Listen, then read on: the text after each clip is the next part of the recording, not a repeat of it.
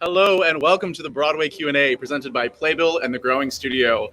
I'm Danny George. Every Monday and Wednesday, we chat with different directors, choreographers, music directors, composers, lyricists, etc. Every Friday, we chat with leading musical theater colleges who also have acting programs. If you're not following us on Instagram, please do so at Playbill and at the Growing Studio. Today, we are joined by Director-Choreographer. I'm not going to say the name yet. I'll let him come in. His work is absolutely iconic. If you've seen any of his shows, if you haven't seen any of his shows, you've been living in a box. From Hairspray to Kinky Boots to Legally Blonde, his work is absolutely magnificent and is the Broadway of today. I'd like to welcome our special guest. Hello. Hi, Jerry. How are you? I'm great, Danny. How are you? I'm good. Where are you quarantining? I am at my home in Fire Island with my fiance, Ricky Schroeder, and we have been here for 110 days, I think. Wow, that's a long time. Yeah, it's a very long time. Are you able to get outdoors a little bit and whatnot? Oh, God, yes.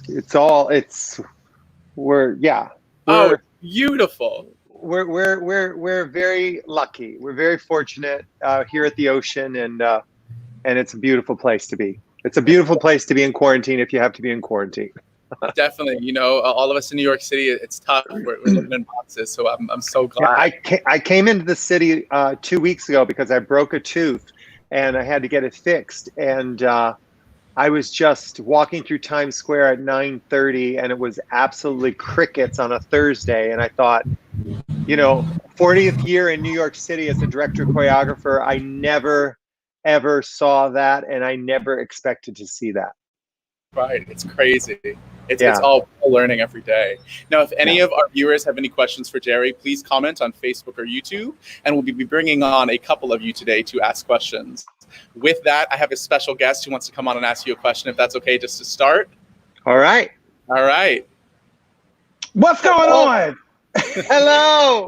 Hello. What's going on, Denis? How are you? How's Bellport? Bellport is good. We just moved into a new rental on Sunday, so. Oh God. Settling in. As Jerry knows, we've been talking. My husband and I moved out here, renting some homes back in March because I'm diabetic. So I really have to be outside of the fray because I'm one of the people who is at high risk.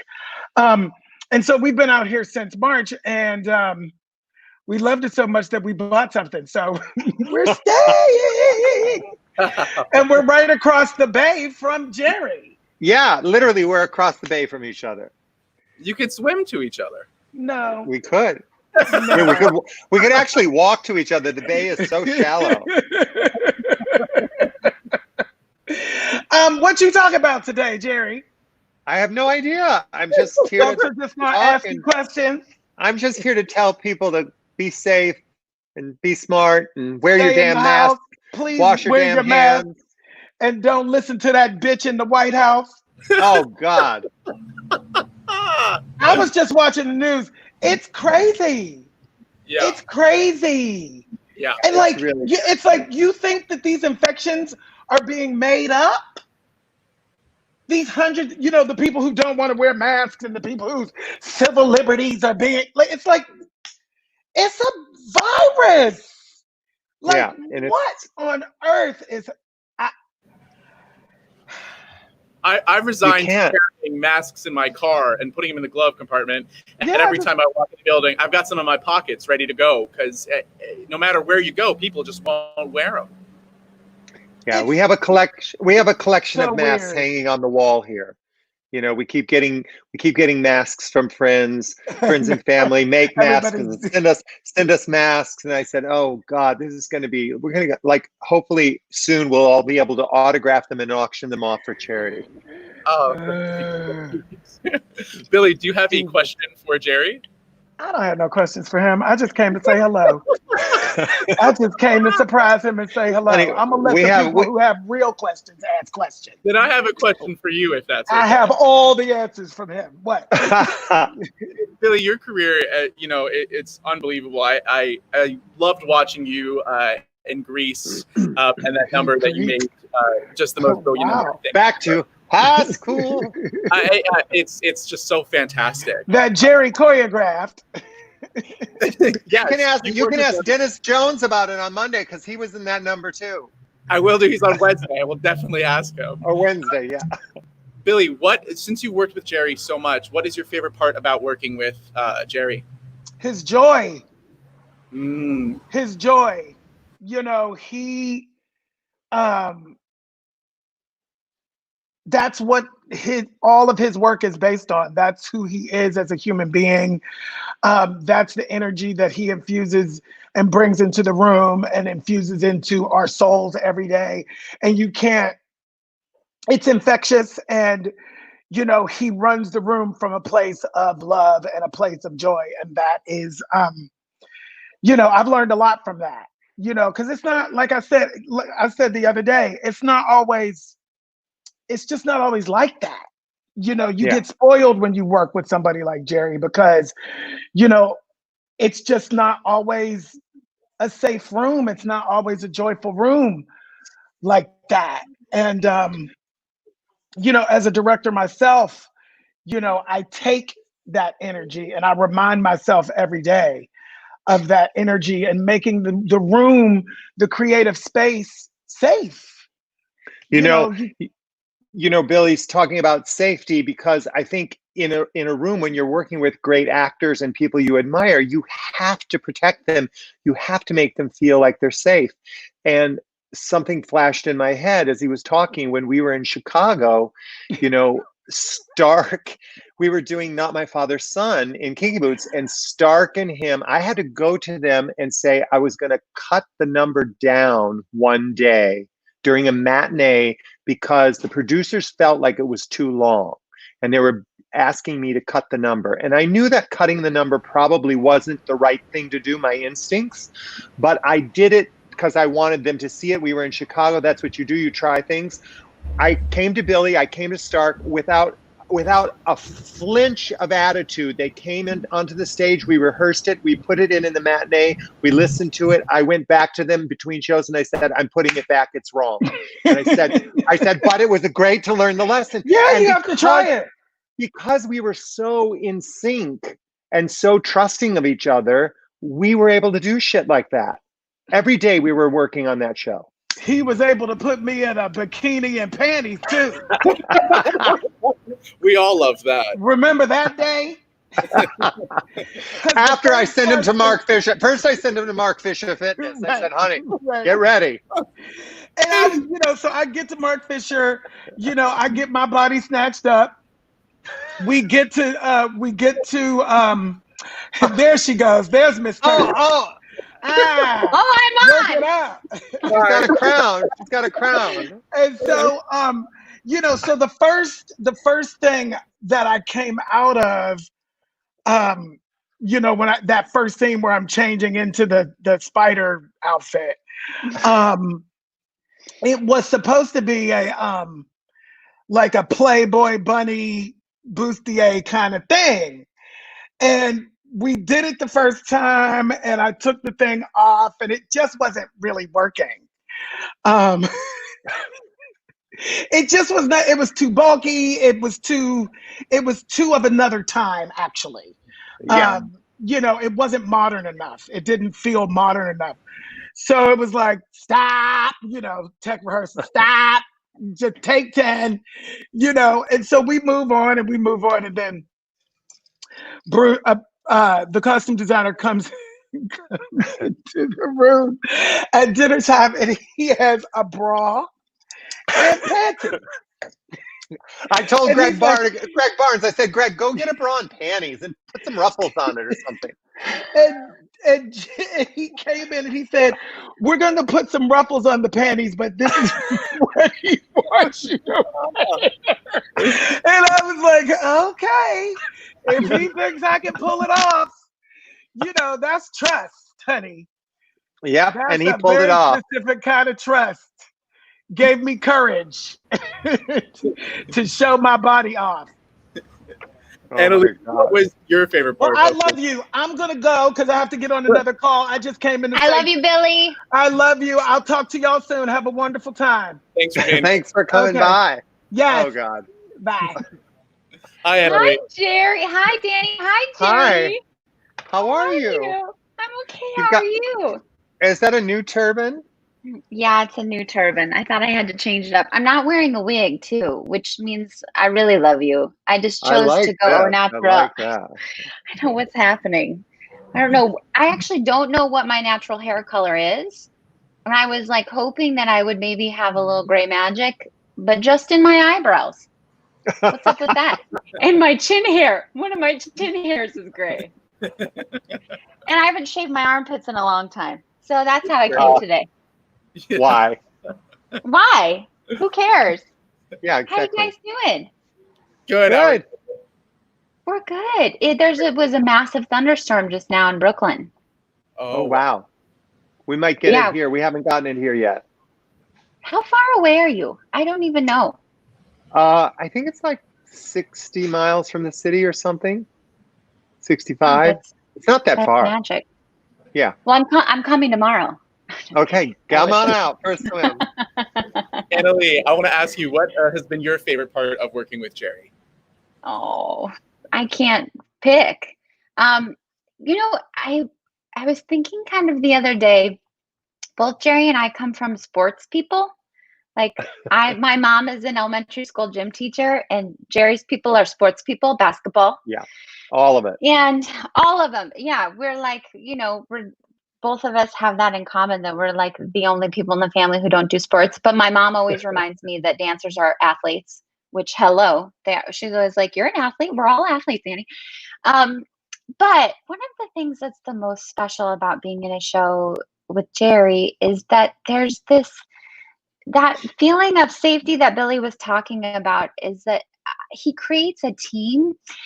And one of the most special things he did, I'll never forget, our first day in the theater at the Hirschfeld for Kinky Boots, he had every single person who worked in the theater come onto the stage, and we all held hands and came together for sort of this like communal moment of togetherness and intention. We set an intention and sort of blessed our time together in this space and put it out in the universe that it would belong.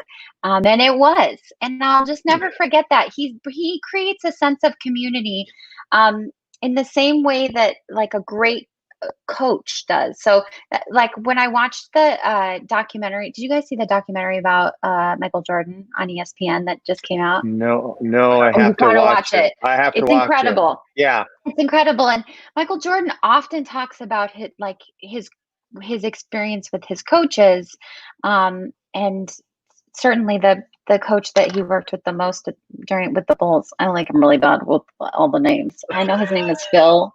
My husband would be horrified. He'd be like, yeah. Anyways, but I was like, that's the way Jerry is. Jerry creates a cohesive, beautiful team experience that is like, you can't have good theater without it being communal and without it being a team, team effort. And then also it's just, he's the most joyous person to ever walk in with the room. And I always say, if you can't figure out what to do with the transition, go back and watch every Jerry Mitchell show that you've ever seen. The best transitions I've ever seen in my life. You can't figure out how to go from point A to point B. Call Jerry Mitchell. He's just the best. He's like my fairy godmother. He's truly been such a blessing to me in my life. I was thinking about the transition. What was the transition where I made you guys drink Starbucks cups in Legally Blonde? Going from the jury to the bathroom, when we traveled to the bathroom in Legally Blonde during the trial. I said, get Annaleigh and Kritzer and get them all a Starbucks cup, and I'll have them do the pretzel over the dead body. And all of a sudden the scene changed. You saw us drink a Starbucks on cue, and oh my God, I didn't even notice the scene changed. And we were all in the bathroom. Amen. Nothing better. Do you have a question from a viewer for Jerry? Do I have a question from a viewer for Jerry? Yes. If you don't, that's okay. I don't know how to look for it. It would have been an email that I sent you, but if not, that's okay. Oh, I'm so embarrassed. I'm so No, sorry. don't worry. Yes, I do have a question. I do. Yeah, okay, you ready? I'm doing great. Anna Lowe from South Carolina would like to know, what makes an actor stand out in the room and what makes you want to rehire them? In Annaleigh's case, it was a pair of plastic heels with plastic pink bows. I had been searching and searching and searching for somebody to play Margot in Legally Blonde, and I saw a lot of people, and no one could make me laugh. But more importantly, no one could make me believe that they were actually having a scene with a Chihuahua who was talking back to them and giving them information about where Elle was. And Annaleigh came in and read the scene. It was 6 lines. And I laughed so hard. She left the room and I said, that's it. I'm hiring her. Anybody got an objection? I looked at Larry. I looked at Nell. I looked at Heather. I looked at the producers. They all said, yeah. And I said, let's go. We got her. We got her. We don't need to see anybody else. But, you know, it's funny because Annaleigh's truth is what makes it funny.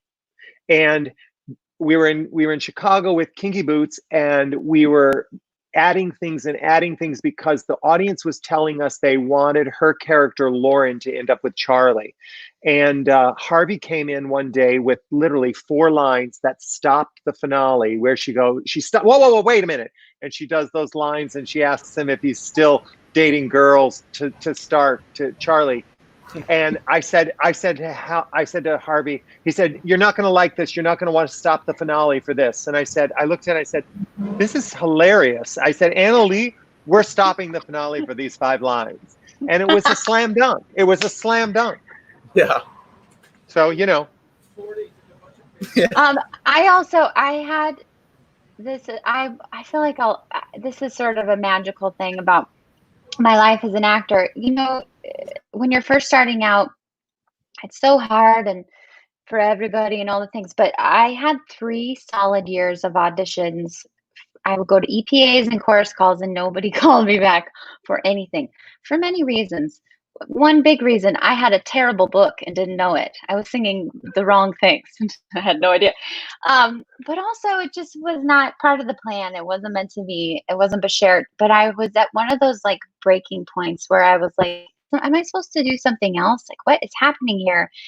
And I went to an open call for Hairspray, and the only person that called me back in that entire 3 years was Jerry Mitchell at an open call at a dance call. And it was just like God being like, okay, yes, you have to keep going. And this is a special person who you are connected to. And I didn't know how, and I didn't know when, but I just feel like my marrow is connected with Jerry somehow. I don't know. We're just meant to be connected. And I'm so grateful for him. And I just feel like anytime that I'm ever in a room with him, I'm in a safe space in so many ways. Like I know he'll guide me and take me where I'm supposed to go and tell the story in the best possible way. That's right. I mean, kinder words cannot have been spoken. Thank you so much for being here. I so appreciate it. Oh, my pleasure. I love you, Jerry. I love you, baby. Have and a you great look day, fabulous. Guys. Oh, thank you. I'm going to go. I'm going to leave this for a couple more days. Yeah. All right. Bye, guys. Jerry, this is a question from Facebook. This is from Ron Salona from San Diego. How are you staying strong and creative during this difficult time, and how do you channel that energy? You know, I have dreamed my entire life of having an entire summer off here at my house. So in some ways, the dream has come true. I didn't realize that I'd be here poor. But I am in a house, so I can't really complain that much. But what I'm doing is I'm using the time to work with writers. It's a great time to work with writers. I have 4 different sets of writers for 4 different projects, 3 Broadway musicals, 1 film, and we're working on a regular basis, working on the material, working on getting ready for when it's time to come back, and we will be back. And we will be back stronger than ever, and our stories will be more necessary than ever. So I'm just working with writers and getting ready for the next step. This next question is from Amy Feingold, also from Facebook. What is the most challenging show you have choreographed? The most challenging show I ever worked on was Love Never Dies in London for Andrew Lloyd Webber. It was a very challenging show because ultimately I just don't think the story was finished. As a choreographer, for me, it's easiest to choreograph when the story is clear. When the story is very clear, the characters, you know, where they have to go and where they have to end, where they start and where they finish in a scene, in a song, and in the entire show. The clearer you get with the characters and the story and the outline, the easier it is to choreograph any number, stage any number. Thank you. I have two more guests I will bring in with some questions for you, if that's all right. Wow, sure. What is this? This is your life, Jerry Mitchell. Hey! Oh, look at you, COVID. What's Earl? up, Chester? What is going on, Matthew, my friend, Jerry? Hey, y'all, Danny. How are you? Hey, Danny. How you guys Oh my doing? God. Right, we're hanging in there. We're hanging in there. But this is a ray of sunshine today, right? Yes. Where are you? Where are you, Chester? I am currently in Los Angeles, California. And, And Matt? I'm right down the street from him. Really? You're both in I California. don't know. We got to go to each other's house one day. Yeah, definitely. With masks, please. Yes. Yes. Guys, I know you have some questions from viewers for Jerry, but first I just want to talk about your experience creating such a mega musical, one that is done all over the world, maybe the most popular musical of today. Can you talk about building that show with Jerry and what that process was like? For me, well, it was kind of a dream come true. My Jerry story is, I mean, I would not be here today if it wasn't for Jerry Mitchell.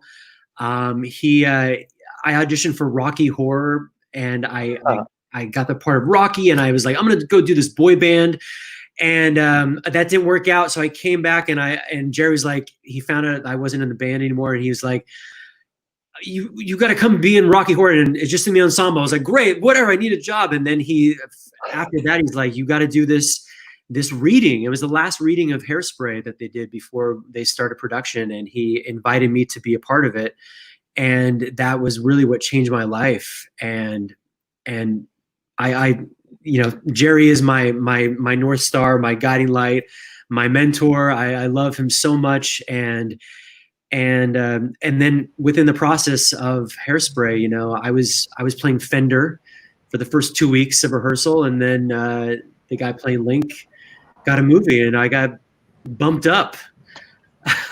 Wow. And the rest is history for me. So The rest is history. it was a beautiful. And he was spectacular. Both of these guys are incredible, off the charts. The first time Chester jumped off the record bin into the splits, What? I was like, oh, okay, all right, okay, this is serious. I was like 8 shows a week. Right. Yeah, Hairspray definitely changed my life too. I was from the Chicagoland area doing a show called The Jackie Wilson Story. And then I got a chance to see Hairspray in previews. And I became an instant. Hairspray was the first Broadway show I had ever seen. And I was just blown away. And I didn't know they were in previews. I thought the show had already been open. I was like, what? The show is not even open? I was like, this thing is going to sweep the Tonys and all this stuff. And then from me doing the Jackie Wilson Story, which went to the Apollo Theater. And then we did the Manhattan Theater Club benefit, where I met like some people in Hairspray. And Judine said to me, you'll make a fabulous seaweed. And I was like, thank you, but I'm not, I'm not worthy. And then 3 weeks later, I ended up being in the show. I auditioned for Jerry and the entire team the morning after they won all of those Tonys. Do you remember that, Jerry? I do remember. Well, I think it was Mark. Mark saw you do the show, I think, or saw a clip or something. Yeah, he said, we have to look at this guy, and that was it.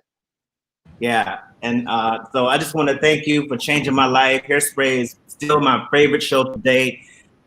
Thank you for being open and letting me try some ideas, some crazy stuff like jumping off the record band. That they're like, you got to do this 8 times a week. I was like, Great. Okay, fine. Let's go. Yeah. Matt, do you have a question from a viewer for Jerry? I do. So, Oh boy. Henry Julian Gendron, or Gendron, if he's from France, from Miami, Florida, wants to know, what is the one musical you wish you could work on again, and why? Oh boy, I would say Never Gonna Dance, which was a short-lived musical on Broadway based on the Fred and Ginger film Swing Time.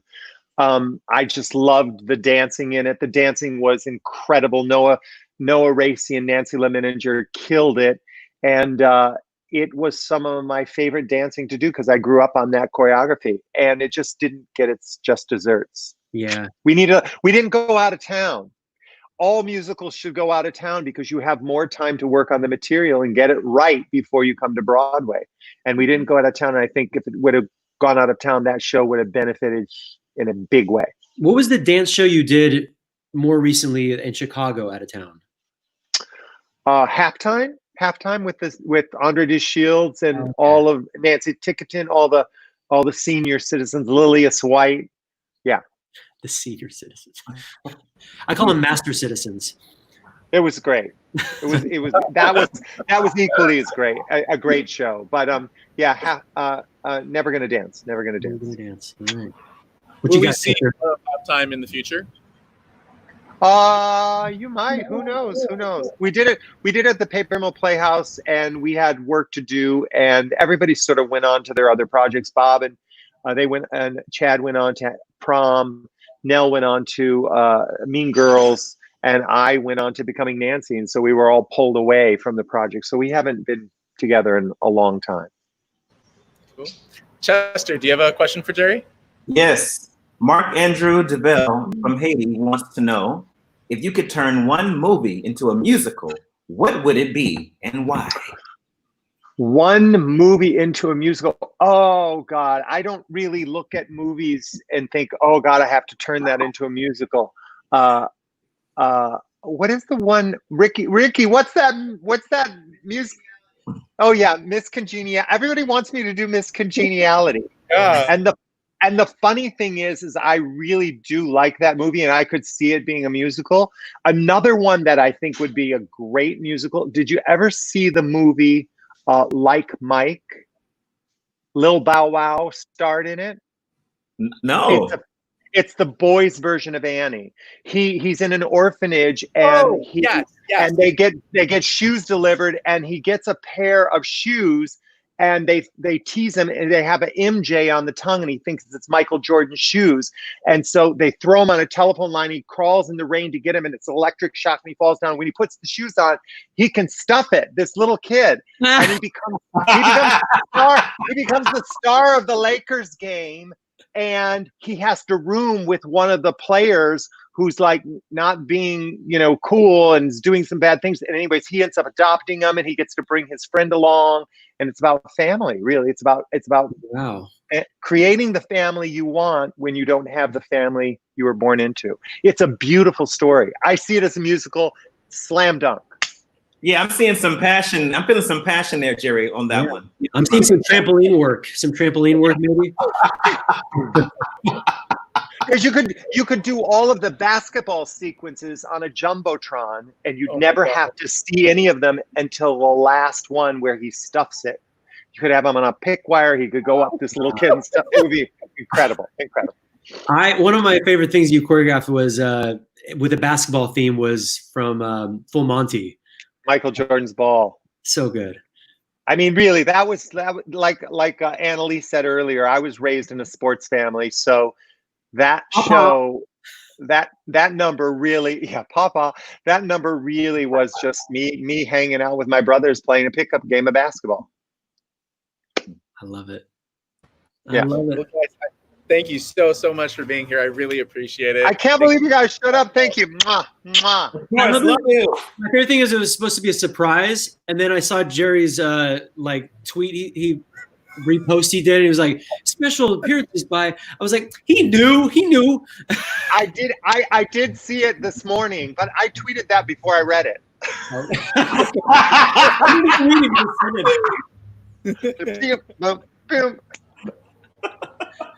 It's Matthew, for all our viewers following or watching, where can we follow you on social media? At Chester Gregory. And Chester, where can we follow you? At Matthew Morrison. Thanks so much for being here, Chester. It's so good to see you. See you guys. Thanks, you guys. Thanks, guys. Take care. All right. I know they're the best. We don't have any fun. We don't have any fun in my shows. No fun at all. Yeah, I've worked with Chester, and he is just the best person to work with under the sun. Incredible. Yeah. His talent is one thing, but him as a human being is an entire different thing. He's just such a good guy. Our next question is from Facebook. This is from Savannah Mondrash. When did you decide to switch from performer to director choreographer, and what led you to making that choice? Well, I was always choreographing when I was in school, high school and college.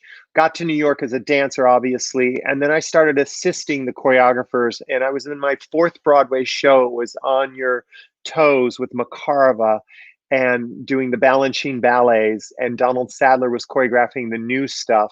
And one of the numbers wasn't working. It was called Bach, Beethoven, and Brahms. And an idea I had that I shared with Donald got put into the show. And I realized, oh, wait, I could do it on this level. So I left dancing at 23 on Broadway. I didn't dance in any more shows. And I assisted Michael Bennett, Jerome Robbins, Ron Field, anyone I could assist and work with to learn from them and sort of show them that I wanted to choreograph too. And then I went back to dance in the Will Rogers Follies when I was 30 years old, but it was the last show and the only show I did after I sort of tried to make that transition. It took me 17 years from 23 to 40 to get a Broadway show. And did you always know that you wanted to be a choreographer ultimately? Yes. Yeah, I did. I was a choreographer when I was in high school. I mean, I was the choreographer, and I was the director also when I was in high school. So I was performing, directing, and choreographing. I was a little Tommy Tune, basically. And then you talked about working with as an assistant and associate. When you're looking for an assistant and associate, what do you look for in a candidate?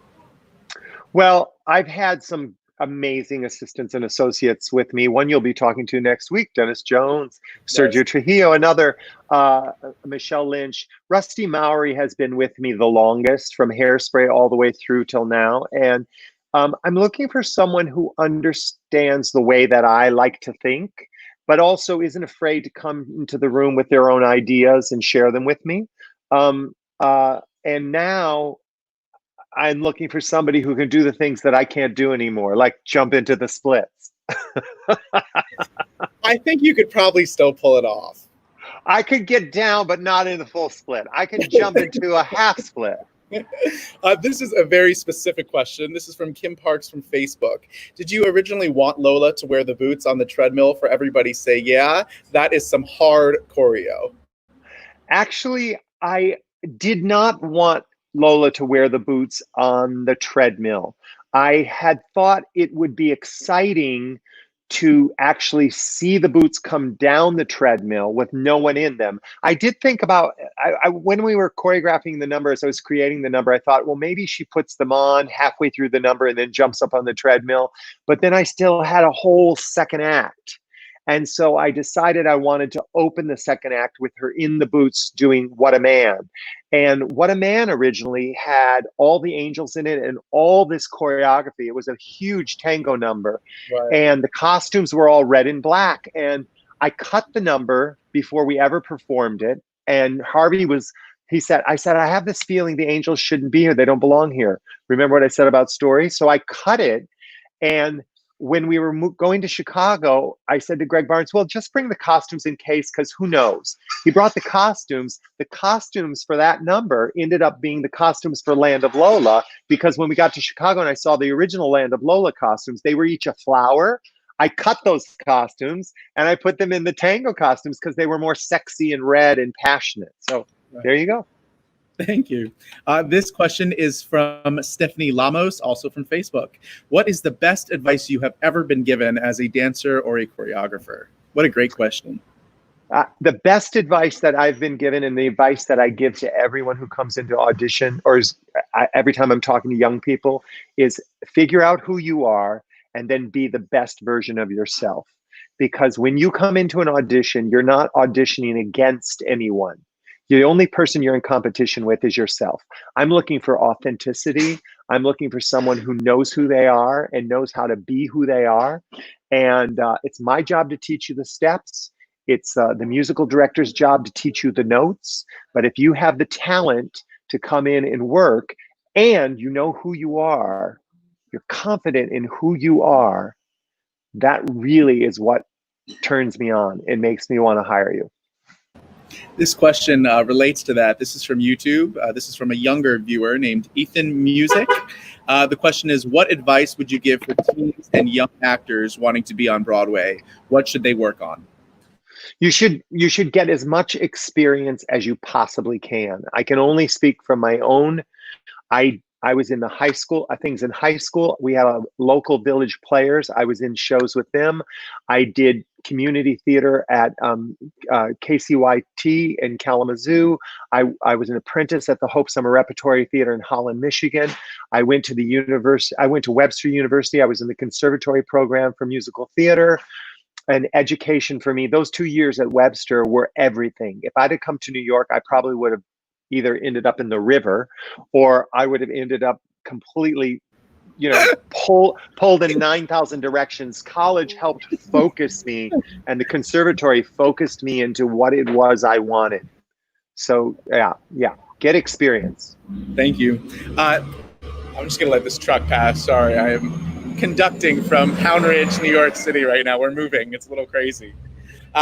So this next question, let me just pull it up, is about Broadway Bears. Could you tell us a little bit about Broadway Bears and why you started Broadway Bears?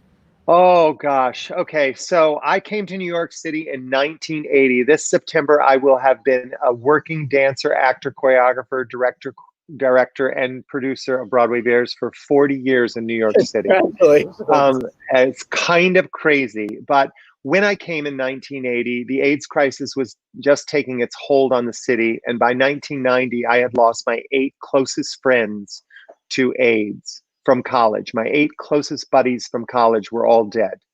I needed to do something to make a change. I was volunteering at GMHC for the walkathon. I was involved with other organizations, but I decided to put on a show. We were raising money at the Will Rogers Follies for the Easter Bonnet competition, and we decided to put on a strip show of me in the Indian costume. So I called 7 other guys in Broadway shows. I put on my first burlesque show, Broadway Bears. It was $10 to get in. We made $8,000. I said, I can do this better. I'll add girls. We did one 6 months later. I made $17,000. So we can do this better. I'll add a theme. We did the third one at Bump.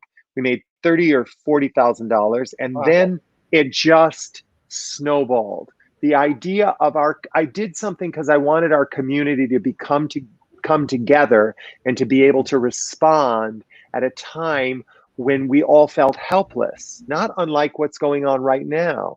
And since its inception, last year, Broadway Bears in one night of burlesque raised over $2 million for Broadway Cares Equity Fight AIDS.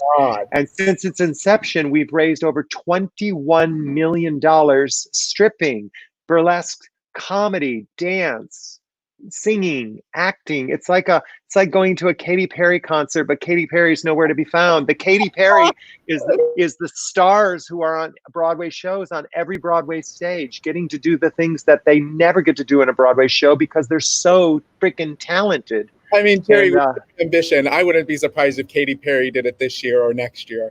I mean, it's we've had so many spectacular stars from Broadway. There are too many to name, but we are going to be doing something soon. So stay tuned to your social channels, because Broadway Bears will be doing something this summer, and we're going to be announcing very soon what that is. Next year will be the 30th anniversary, but we're going to do kind of like a between 29 and 30 event. Stay tuned.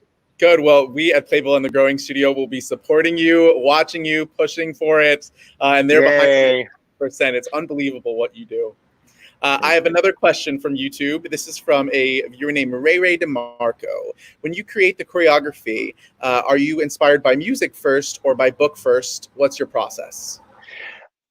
Great question. So as a dancer and a person who loves music and moves, I can get easily seduced by music. So my process as a director choreographer is to read the script first and not listen to the music, because if I hear the music, sometimes it will make me believe that the project is fabulous when the story isn't right yet. So I want to make sure there's a strong story. Once I believe in the story, I listen to the music. When I got involved with Hairspray, here's a very, I've been telling the story and it's at the top of my list, but when I got involved with Hairspray, of course, Mark Shaman and Scott Whitman, the brilliance of Mark Shaman and Scott Whitman, the CD was already ready for an album production before we ever started rehearsal. Mark created all the songs in his studio and gave me a CD, and I would listen to the music over and over as I was doing all my research and trying to figure out how I was going to tell this vocabulary of dance. And I was laying in bed one morning and I woke up and I'm looking at the ceiling and I'm rolling and singing, woke up to, and I pick up the phone and I call David Rockwell. I think it was like 8:30 in the morning. I said, I know how we open the show. The audience is the ceiling. Tracy's in bed and she's standing, her head's on a pillow. He said, what? I said, I'm coming down to the studio, I'll tell you. And so I went down to the studio and I took the little bed model and I put it on its side and I said, this is her. This is the top of the lamps. That's the audience. She's singing to the audience. She rips the sheet off. She's fully dressed. The house turns around and we're on the street. I said, it's got to be that fast and that. And that was the vocabulary that started with Jack and with Jack O'Brien and with David Rockwell, our take on how to tell the story. But it was because the music gave me that image, and the music gives me images, and then my job is to get those images out of my head and onto a stage. It's just so smart. You know, that moment is so iconic because it really sets the pace for the show. You know, it sets up the audience for exactly for what it's going to be and how quickly. And the tone, it sets up the tone. It sets up the tone of, you know, the John Waters-ness of it all. It's fun. I have another viewer who'd like to come on and ask you a question. All right. Okay. Oh. Hi, Jerry. Hi. My name is Joel Douglas. I recently graduated from the Boston Conservatory at Berkeley with a dance emphasis. I'm Great school. Love it there. I'm sure you know Laura Marie. Didn't Nick Adams go there? Nick did. Yeah, Nick was. Yeah, I worked with he auditioned for me for La Cage aux Folles when he was still in the school. He's a great mentor. I assist the summer program, Michelle Chassé, and he always comes in every single year with Kyle, and Kyle comes too, and we always have a good time. Love them. I think I gave Kyle his Broadway debut in Legally Blonde. I think. Wow. I'm currently in St. Louis though. Just I had a few summer stock jobs lined up, but as we all know, those didn't happen this year. But so I'm in St. Louis, just hunkering down. Is that where you're from? Yes, it is. Grew up at the Muni. I got my equity card at the Muni, and I went to school at Webster. So did Nick. Nick got his equity card. And then I know I grew up with Larry Teeter, so I obviously you know him too. So on your toes. Small world. But I think my question is, when you are creating a work that's bound to reach millions of people, like your work has, how do you handle the criticism, positive and negative, and not let it affect your work and let you feel free in creating it? That's a really great question. I learned on that show I mentioned earlier, Never Gonna Dance, that I will never, ever, ever go on a chat board while I'm creating a show. I don't, and I really actually at this point in my life, I don't really go on to chat boards. It's not my thing. I have too many friends and people that I actually trust who are in the business, who I can chat to at any time. And, you know, and when I say friends, I mean people that will tell me the truth. They'll tell me when something isn't good, and they'll tell me when something is great, and they'll tell me when they think I can do better. You need to have those people, those confidants in your circle, in your very close, tight circle. If you're lucky enough to have people that you can really, if I ask Jack O'Brien what he thinks of something, he's not going to blow smoke up my you-know-who. He's going to tell me the truth. He is going to tell me the truth. Yeah. And so will Mark Shaman, and so will Scott, and so will David Rockwell, and Matt Morrison. I mean, they will tell you the truth. They will tell you, and you need to have those people around you. And ultimately, the bigger question about how do you handle it when you're reaching thousands of people? Well, first of all, when you create a show, you don't know it's going to reach thousands of people. You have no idea. Your hope is it will. And I like to look for messages in musicals that give hope and that are universal, that will appeal to many, many people. I always say, right, doing a musical is like fishing in the ocean with a net. You throw it out into the ocean, and if it comes back with a few fish, honey, that show's closing. You are not going to be successful. But if you throw that idea out there and you pull that net in and it's full, you're right. So my job, my desire is to get an idea that I believe will appeal to many, many people, and then to trust myself. Mm-hmm. Ultimately, at the end of the day, what makes you, Joel, you is you, not me, you. So your instincts, your specific one-of-a-kind personality, one-of-a-kind gifts are what make you special and different than Matt Morrison or Chester Gregory, right? So you have to be confident in what you have and know where you're good and know where you can still grow. And then get in the room and get with people who can show you to be better if there's something you need to learn, right? So there were lots of things. As I was choreographing On Your Feet, the minute Nick Scandalius said, "What about Sergio as the choreographer?" I said, "Absolutely." I said, if I did a merengue, everybody would point to me and go, not authentic. When Right. Sergio does a merengue, Mhm. he grew up doing a merengue. So he was the right person to collaborate with me and make that musical everything it was. So know what you're good at and focus on you. Wow, thank you so much, Jerry. Joel, thank you so much for joining us. I love you, Danny. I love Bye, you. Danny. Thank you so much. Thanks. All right. This next question is from Maggie Zavalia from Facebook. Jerry, what helps you feel creative and what makes you more creative? Being at the ocean helps me feel creative. Taking time to recharge my battery helps me be more creative. I've just finished my 7th book here, which is fabulous because I don't have as much time to read as I like, but I just finished Sally Field Can Play the Transsexual. It was written 6 years ago, and it's really a wonderful story about a guy dealing with the AIDS crisis. It's very adult material. I read Bob Adian's autobiography. I read Cuban Sun Rising. I've read a book on, I can't remember the title of it, but it's about one of the ladies in waiting of Queen Elizabeth, because I'm obsessed with the royal family. And I've read White Fragility, which I suggest everyone, I challenge everyone in the theater community who I have ever worked with, who is a white or Caucasian person, to read White Fragility. It's time you read that book and understood what that book is saying. I've also everyone should read that book. Everyone should read that book. I'm reading How to Be an Anti-Racist. I'm reading Why the Kids All Sit. I'm reading quite a few books since the whole Black Lives Matter thing has importantly and necessarily taken front and center.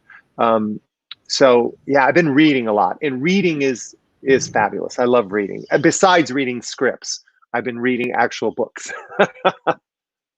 Cool. Let me find another great question. They are coming in fast. This is from Greg Yonakura. What is one performer you have not worked with, dead or alive, that you'd like to? Well, Fred Astaire.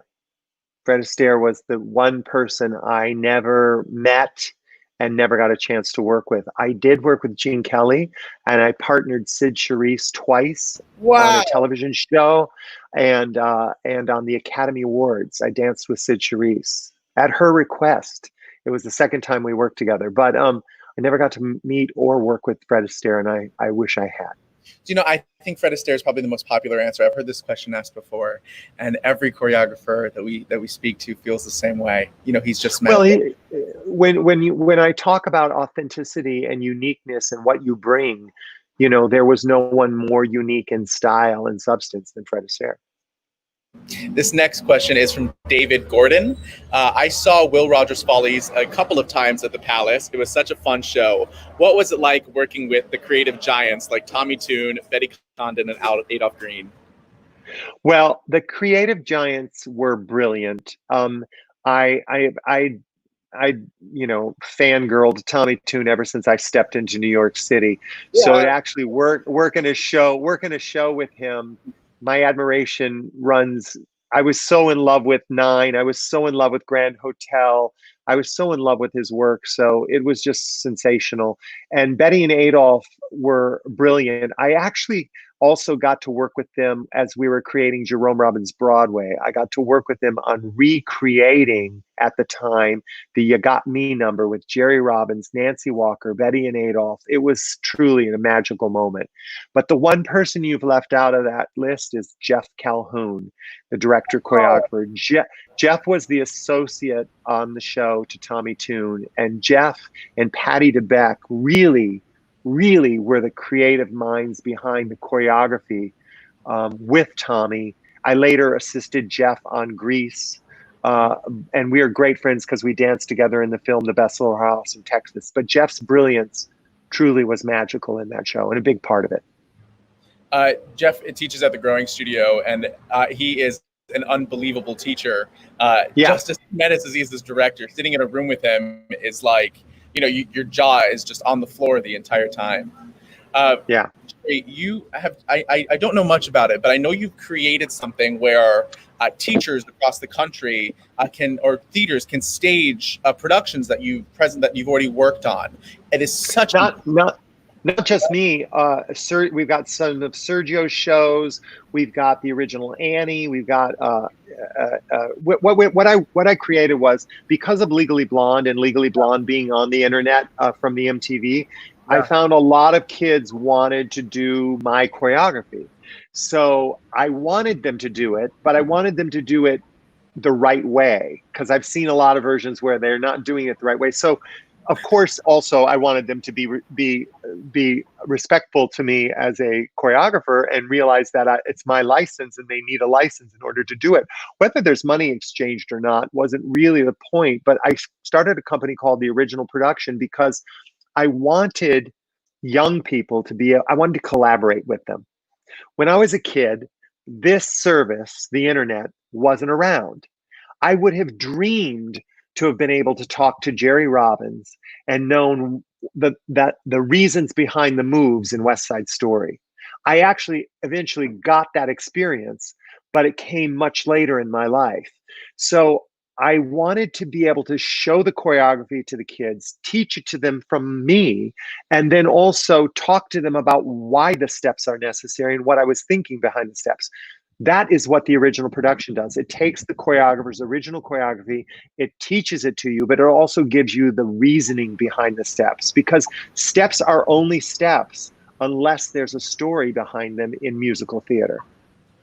I just think it's such a brilliant concept, and I hope everybody jumps on board and does the same thing, because education is so vital. Yeah, check it out. Check it out. It's called The Original Production, and we have junior versions of shows and regular versions of shows, and it's really great. And you get it on your iPad, and you can have it for your whole rehearsal process and we teach it to you front and back, so you just follow along. And then you mess it up and use it the way you want in your show. You don't have to do what my version is, do your own version. But now you know the steps to Nicest Kids in Town, just like we did it on Broadway. I mean, when I was in high school, I wanted to do the Broadway steps. I didn't want to do anything else. So I thought maybe there's somebody else out there like me. That's so cool. Thank you. This last question is from Jeffrey Kerr from Raleigh, North Carolina. What was it like getting to work on something like Hairspray Live? Hairspray Live and working with Kenny Leon was spectacular, and everyone in the show and everyone involved in it. For me to be able to revisit the material in another medium and figure out how I was going to make that work, not to mention Jennifer Hudson, Ariana Grande, Kristen Chenoweth. I mean, Harvey, of course, Maddie, a brilliant performance. I mean, you name it. That cast, Ephraim Sykes. Ephraim Sykes was incredible. I mean, the cast was off the hook. And to be able to work with all those people, and of course, Hairspray is so near and dear to my heart because the message of Hairspray right now is as important as it was the first day we did it. Why can't we all just dance together? Tracy says it, and then you see it happen. And I'm so excited about the revival in London next spring, and hopefully the US tour that'll be going out in January, February, if we all stay healthy and wear our masks and wash our hands. Theater will be back and will be stronger than ever with messages and stories that need to be told, like Hairspray, like Legally Blonde, like Kinky Boots. Jerry, it is such a pleasure to talk to you, to hear about your experiences and to learn from you. Thank you so much for taking the time out to be here. I truly appreciate it. Thanks for having me. Of course. I look forward to seeing you in the near future. Okay. Stay safe. Ciao. Bye. Thank you so much for joining us. On Monday, we are joined by choreographer Sergio Trujillo, and Wednesday, we are joined by Denis Jones. I'm Danny George. Thank you. Take care.